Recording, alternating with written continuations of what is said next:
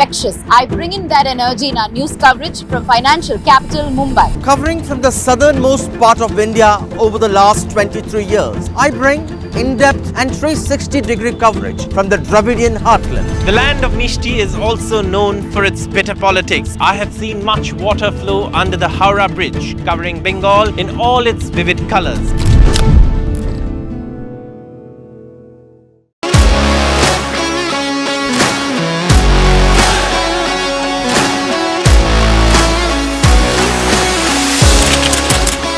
We are able to maintain the democratic fabric and the democratic system. I want to do something that can make a difference. लगातार जनता की आवाज को सरकार तक पहुंचाने का काम मैं करता हूं. I was a student up until very recently. I really want to work and do something. Hello and welcome to India Sense. I'm Gaurie, Dwivedi. Dear viewers, we are turning the page today in this edition, starting a story which is not about geopolitics, it's not about the economy. We are starting the show with a story that's about the rise of a new India. India that is young, ambitious and shattering records as it goes along. And who exemplifies that story better than the 18-year-old Gukesh, who's now the youngest ever chess champion. Take a look at these unforgettable moments that tell you the story of India Ascents.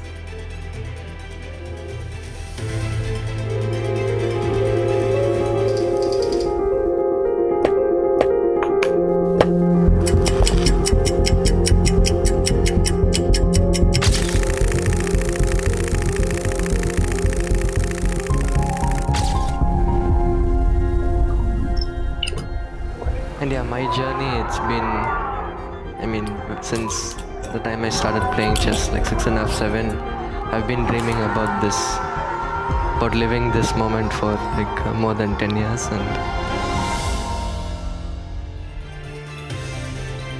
All right, let's now take a look at the big headlines at India Ascents. First up, Myanmar's military junta loses its last foothold in northern Rakhine state as ethnic insurgents capture critical BGP-5 base along Bangladesh border. How will this impact the region? India Ascents decodes. Ahead of likely trade tensions, US President-elect Donald Trump trolls Canada's Prime Minister Justin Trudeau again, calls him Governor of Canada.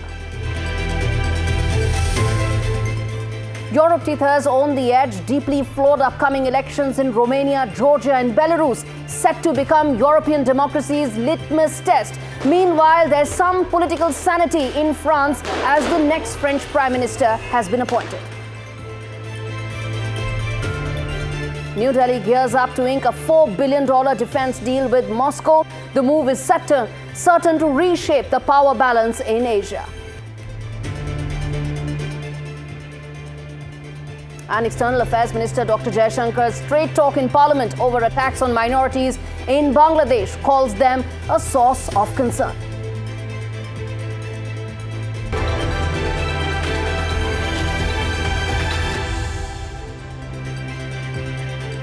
All right, our big story on India Ascents this week is from Myanmar, where the Arakan Army has now advanced into Mongdo, which is the key city in the country's Rakhine state. And in fact, Arakan Army is now controlling key border posts, including the strategic BGP-5 base along the Bangladesh border. In fact, the map that we'll put out for our viewers really will decode exactly how significant that is, because the group now wields significant and important power over those who enter and exit Myanmar across the porous frontier with Bangladesh. That you can see on your border, on your screens right now, what this border really means. And now there's a burning question here. Will the Arakan Army now move further into Bangladesh? They're already on the border. And specifically, will they target the key port city of Chittagong? Why is that significant? Because it has a population of about 25% Hindus, 5% Christians. So that's why it's significant and important for India as well. And any spillover could stir up long-standing religious and ethnic tensions that could trigger further instability in this region. As far as Yunus is concerned, he faces an uphill battle. A fresh influx of Rohingya refugees fleeing renewed violence could put immense pressure on a nation that's already struggling with a humanitarian crisis, further destabilize an already fragile system. Bangladesh already houses over 740,000 Rohingyas since 2017, and housing any more of them would be both politically and economically very difficult for Yunus and Bangladesh. Let's now take a look at how it impacts India. The stakes are very high for India as well. India shares over 1,600 kilometers of porous border with Myanmar, which has impacted India's social fabric due to the influx of illegal people, drugs and arms. And now with the Arakan Army gaining ground, Manipur and Mizoram are two states in India that may witness more instability and higher risk of cross-border ethnic tensions. Myanmar's mess also threatens India's $500 million Kalamandan multimodal transit transport port, which in fact links the eastern coastline with the northeastern states via Myanmar. Take a look and listen in to what the External Affairs Ministry has to say about what is going on in Myanmar. जहाँ तक Myanmar के हालत के सवाल है, Myanmar में जो भी गतिविधियाँ हो रही है उस पर हम लोग लगातार उस पर नज़र बनाए हुए हैं। म्यांमार में हमारा पक्ष ये रहा है कि जो वहाँ पर जितने स्टेक होल्डर्स हैं वो सब साथ मिल के बात करें, एक कंस्ट्रक्टिव तरीके से बात करें ताकि वहाँ पर शांति फिर से लौट के आए, स्थिरता फिर से लौट के आए और वहाँ पर लोकतंत्र फिर से बहाल हो। तो ये हमारा आपके प्रश्न पे जो जवाब है ये रहेगा। Let's now understand how it impacts China. Why is this significant for China as well? Because Beijing has been backing the junta, which is now struggling from Arakan Army's advances. The AA's recent victories have eroded or at least reduced China's grip. Over 40% of Myanmar's debt is actually to China. There are also huge Chinese projects that are running in this region, and which is why instability in this area or the fact that the military may lose grip impacts China, its interest very, very directly. And in China has been trying to also mainstream the military and end its diplomatic isolation as well.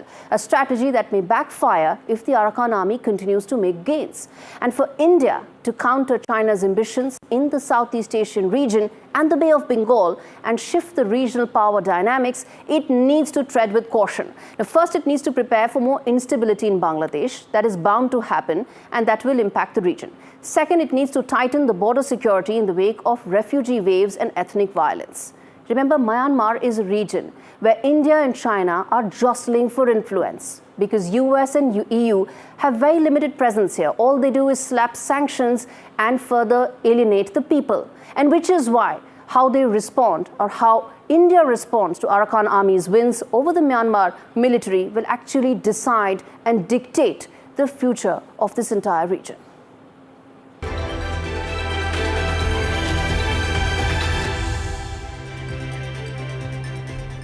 All right, shifting focus now to the first wide-angle story on the show, which is coming in from Canada, who said Chinese President Xi Jinping is the only one set to face the wrath of Trump and his policies. Well, it could also be Canadian Prime Minister Justin Trudeau very much on the top of that list of leaders who Trump is either mocking or is set to take on in his administration. At Mar-a-Lago, Donald Trump joked that Canada should become the 51st state of America, even as Justin Trudeau laughed nervously.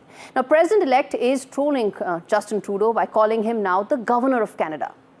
None of this is an off-the-cuff faux pas, but it's a very well-thought-out strategy by the President-elect. Trump's mockery of Trudeau has roots in their stark ideological differences, past diplomatic clashes, and poor electoral prospects of Trudeau in the upcoming election next year. Donald Trump's first administration, the US, and in his first administration, the US and Canada had major differences when it came to trade.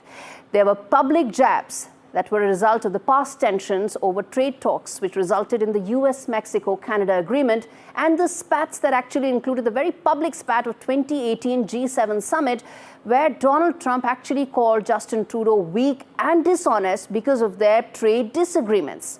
But it's not just about trade.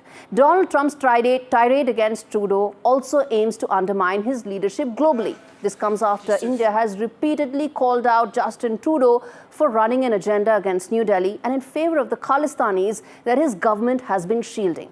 Enter Ottawa's so-called Hardeep Singh Nijjar's probe. The probe is an attempt by Justin Trudeau's administration to smear New Delhi's image to garner minority extremist Khalistani votes.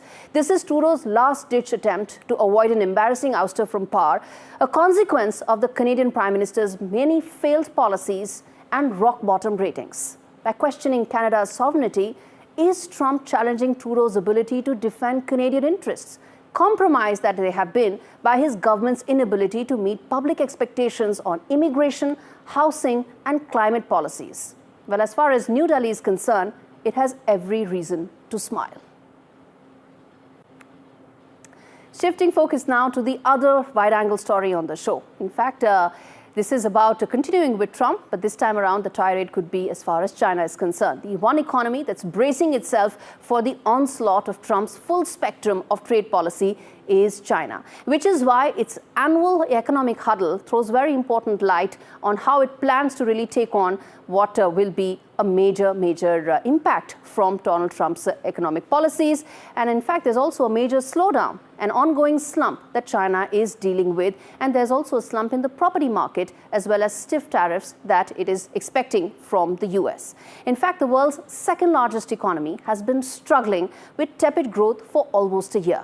And the Central Economic Conference has a prescription to address this, which is to put more money in the system and spend more, but without providing any details of how exactly this will be done. Till now, China's earlier stimulus measures to prop up the economy have prioritized export-led growth and focused on sectors where the government has already created excess capacity: electric vehicles, batteries, solar. In fact, earlier stimulus measures, like the government subsidies for car purchases, have been very incremental in nature. And why is that so? Because they haven't been big bang and the markets were expecting more. Something that it hasn't done since 2008 financial crisis and have failed to address the core issue. What is the core issue in Chinese economy? It is consumption slowdown. People are not spending enough. And the outlook for the second largest economy in the world is not bright. Not because of, and in fact, the reason for that is a jingoistic trade policy under Donald Trump will mean a tariff war where Chinese goods will be, in fact, slapped with a 60% tariff. Exports may not be the primary growth driver. And secondly, because there is nothing being done to lift the domestic demand that could propel the economy. Let's see if Xi Jinping really has better answers. As things stand right now, it's not looking like that. Shifting our focus to European democracy and its model as well as experiment. Democracy is not a virtue, it's a struggle, a constant reminder of how political systems need to fulfill the aspirations of their people. And the one place where democracy seems to be getting a raw deal right now, believe it or not, is Europe. One doesn't think so, but that is what it's looking like because of failed or flawed elections and political landscapes in Romania, Georgia, Belarus, and the unprecedented logjam in France that only lifted just minutes ago. It shows that Europe is no longer in a position to preach about democratic ideals to the world. In fact, it should be introspecting or probably taking lessons from countries like India, which is running successful, large democratic experiments for the last 75 years. This report tells you why exactly democratic experiments in Europe right now are struggling and why 2024 could be Europe's big litmus test as far as democracy is concerned.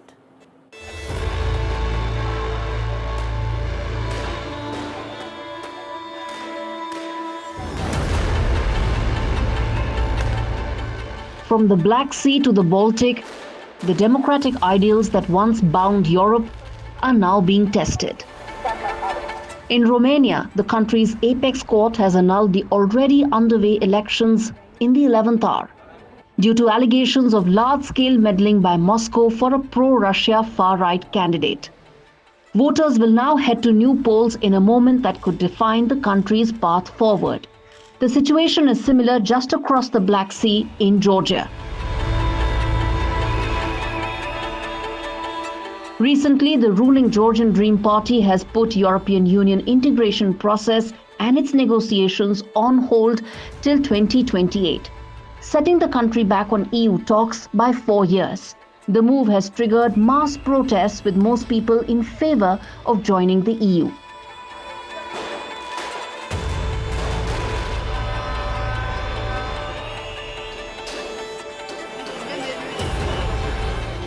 In Belarus, the situation is even more complex, with President Lukashenko's hold on power more tenuous than ever.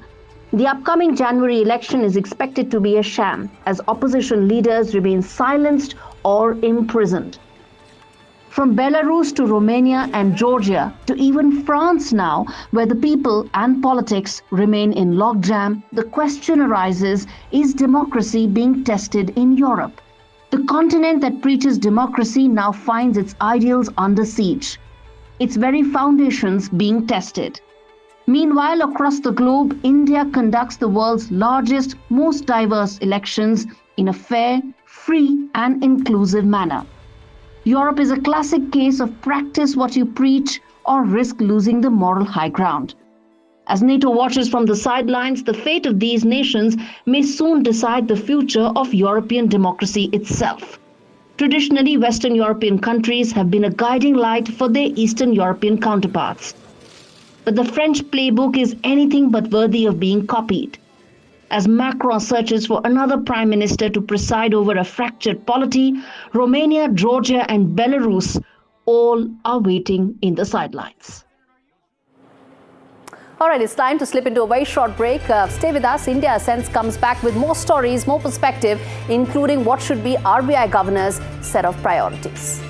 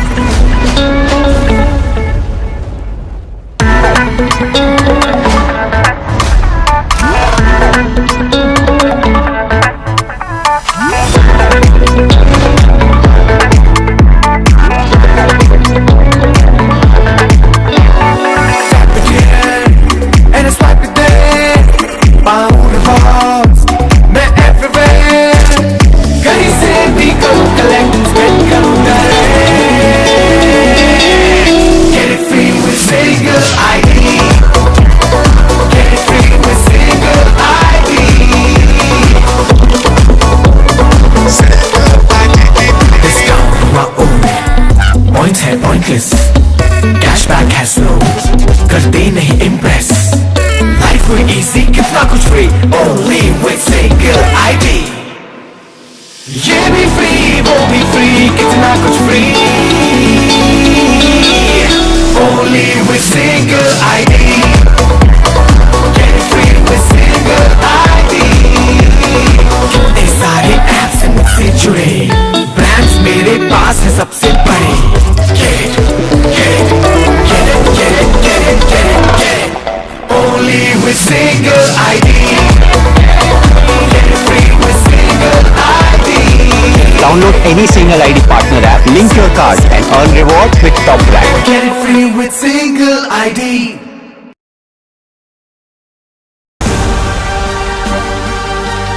NDTV Indian of the Year 2024. NDTV network की तरफ से मैं आप सब लोगों का बहुत स्वागत करना चाहता हूं. Celebrating the extraordinary. Thank you, jury. बहुत धन्यवाद करना. Honoring those who shape India's future. For me, it is a great privilege to participate. NDTV Indian of the Year. Only on the NDTV network. New day, new show, a new experience. Start your day with the news, not views. We bring you stories that matter and impact your lives. News that informs and keeps you ahead. From Maximum City, Mumbai, To the seat of governance, Delhi, NDTV brings to you the best breakfast show. The breakfast show.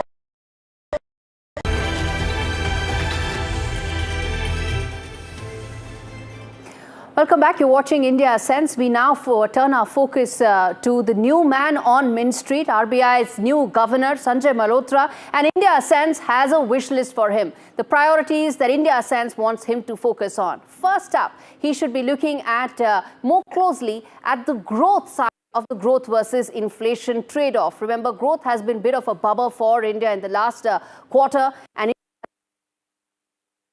prioritize growth over inflation, though it is a very tightrope walk for the governor. The second priority that India Sense has for him is that the team that he will have for the 6 members of the Monetary Policy Committee are set to see some sort of a shuffle, and we want him to ensure that he keeps the team completely steadied, because there could be choppy waters ahead in 2025. The third key priority or wish list that India Sense has for the new governor is that he should focus on providing for regulations when it comes to unstable deposits as well as big ticket infrastructure projects. That will ensure that the banking system of the country remains completely solid. The other key priority that India Sense has for the governor is that he should ensure that the ship should be completely steady ahead of the US change of guard. There will be volatility as far as the currency markets are concerned, something that the RBI governor will have to take a very close watch on and ensure that India doesn't face any currency volatility. And then we also want, remember, managing the rupee will be a key area for him, given that rupee may come under pressure because of the trade tariffs that Donald Trump is set to impose in his administration. And the last key priority that India Sense feels that the governor should focus on is to create a roadmap for cryptocurrency. The incoming Trump 2.0 administration will see major fund flows when it comes to cryptocurrency. Donald Trump himself is very big on Bitcoin, and one has seen that in the rally that has taken. And Indian investors will look towards the RBI for policy certainty, and that is something that governor will have to provide. As of now, India doesn't have a policy framework for crypto, but the clamor for one is set to grow. Remember, Bitcoin is showing that massive rally, and I believe India Sense wish list includes that the governor provides that clarity to the investors. Listen in to what the governor had to say. All right. I will uphold the legacy and take it forward. All businesses, all people, they do need this continuity and stability rather than, a day-to-day kind of a policy. So we continue to uphold this value, this principle of stability.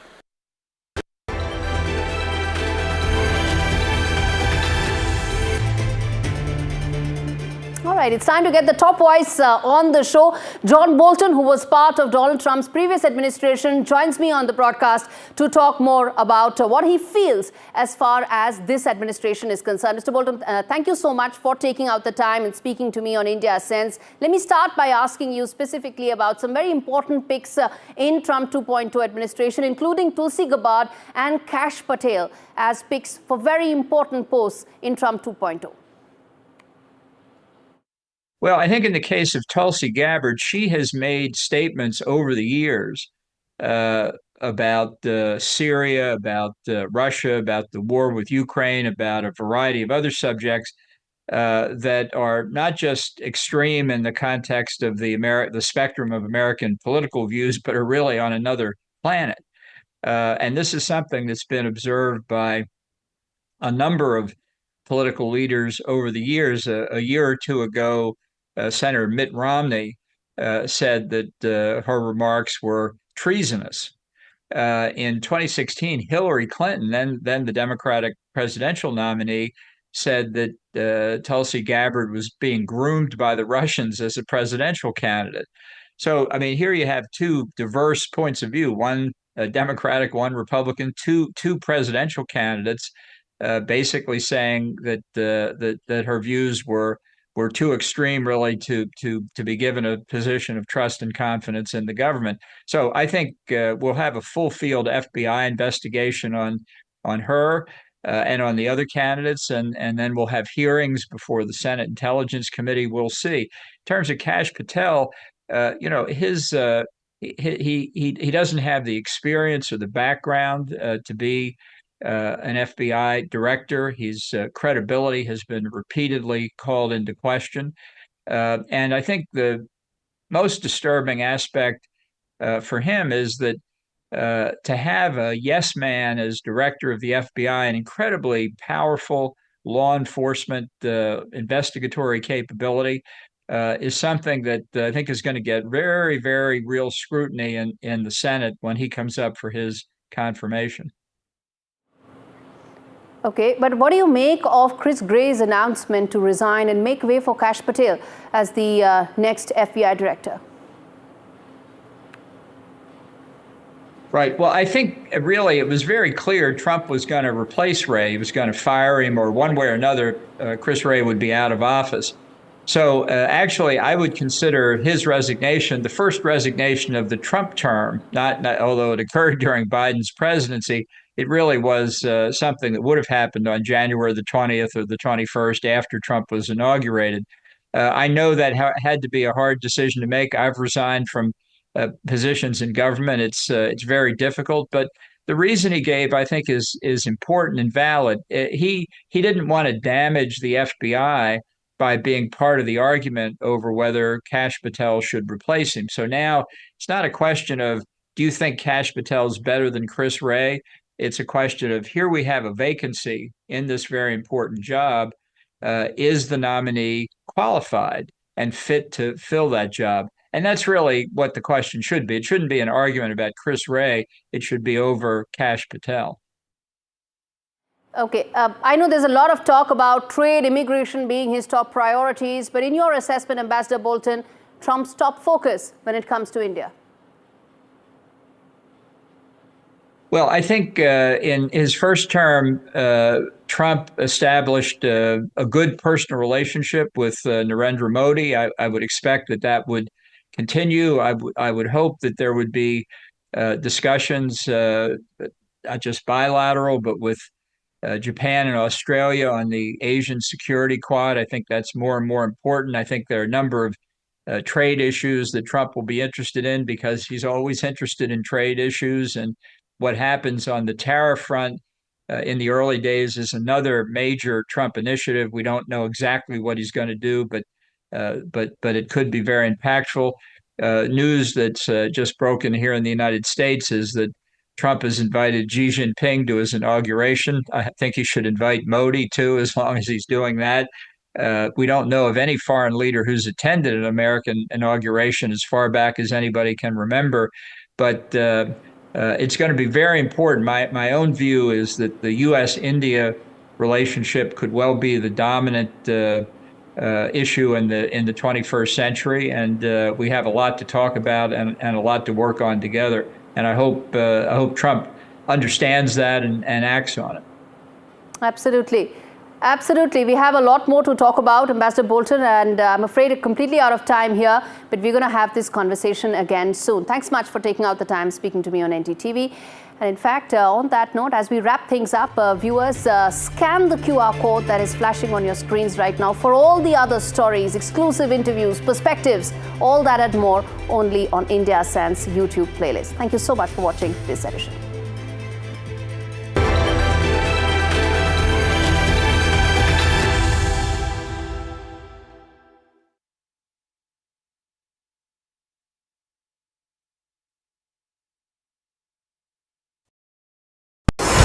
NDTV proudly upholds its legacy of trust and credibility.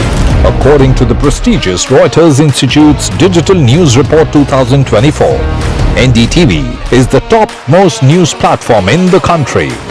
Number one in both online and offline reach in India. Beating all its competition, NDTV stands for trust. In today's interconnected world, India's voice is more crucial than ever. When India speaks, the world listens. At NDTV World, we are that voice, bringing you intelligent and insightful news from India and beyond. From geopolitics and diplomacy to economic shifts, migrations, tech disruptions, and the stories of our diaspora. We cover the news that shapes our global future. NDTV World, your new home for global news is here.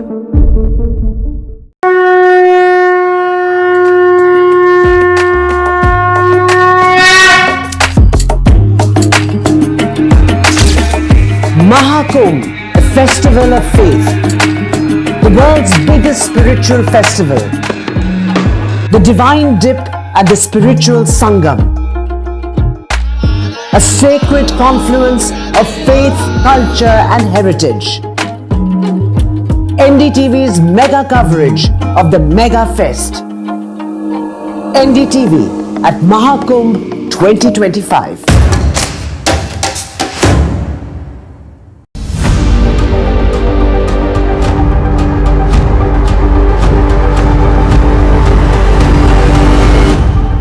This week on India Ascends. New Delhi's security calculus as the Arakan Army takes over the 271-kilometer Myanmar-Bangladesh border. Why is Trump trolling Trudeau, and is it good news for New Delhi? As growth slows down, what are the priorities of the new RBI governor? What do flawed policies